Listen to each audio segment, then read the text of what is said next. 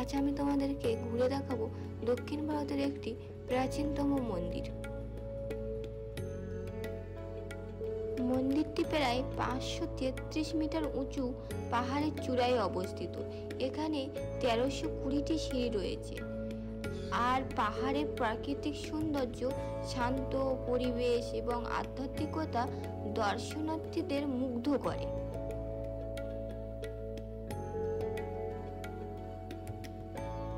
এখন আমরা 1320টি সিঁড়ি পার করে মন্দির প্রাঙ্গণে চলে এসেছি।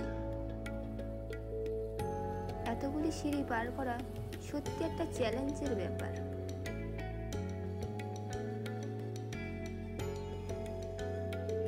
চেন্নিমালায় মুরগান মন্দিরটি শ্রী মুরগান দেবতার উদ্দেশ্যে নিবেদিত এবং এটি হাজার বছর ধরে ভক্তদের আধ্যাত্মিক কেন্দ্র হিসাবে পরিচিত। এই মন্দিরের গায়ের নকশা সত্যি উপভোগ করার মতো।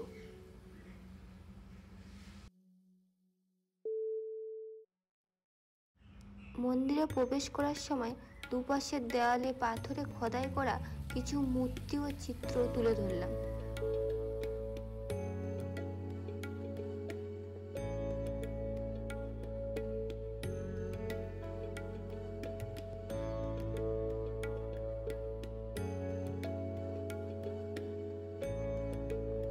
দরজাটি কিন্তু সম্পূর্ণ কাঠেরই তৈরি।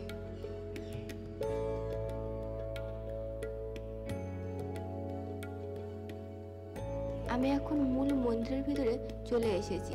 এখানে ফটোগ্রাফি বা ভিডিওগ্রাফি করা নিষেধ, তাই আমি তোমাদের মূল ঠাকুরটিকে দেখাতে পাচ্ছি না।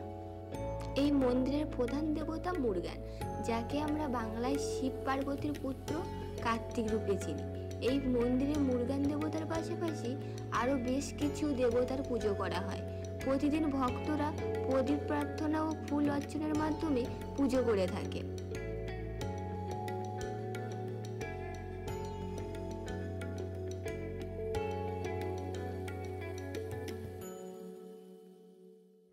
চেন্নিমালাই মন্দিরের ইতিহাস প্রায় 3000 বছর পুরানো এবং কিং শিবালয় চুলের সময় এটি প্রতিষ্ঠিত হয়।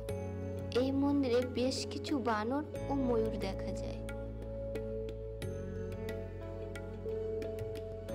এখন আমি চলে এসেছি মন্দিরের সব থেকে উঁচু জায়গাটিতে। এখন তোমাদের নিচের জায়গাটাই দেখাবো।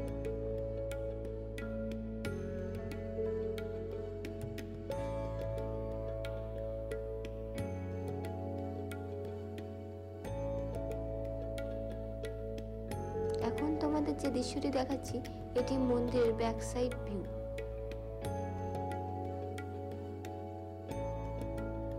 মন্দিরের প্রতিটি কাজ প্রশংসনীয়।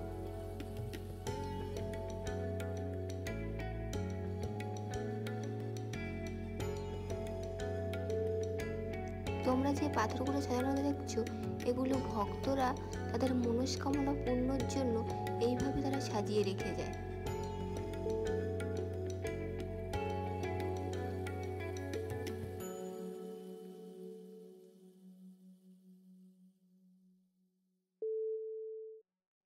আমরা এখন ধীরে ধীরে নিচে নেমে যাচ্ছি। আর এই সিঁড়ির পায়ে দিয়ে দু সাইডে যে ঘরগুলো দেখতে পাচ্ছ, এগুলি ভক্তদের বিশ্রাম নেওয়ার জন্যই তৈরি করা হয়েছে। এই পাথরের পুকুরটি মন্দির কর্তৃপক্ষের পুকুর। যখন আমরা গিয়েছিলাম বেশ কিছু মাছ ও কচ্ছপের দেখা পেয়েছিলাম। ভিডিওটি পুরোটি দেখার জন্য অসংখ্য ধন্যবাদ।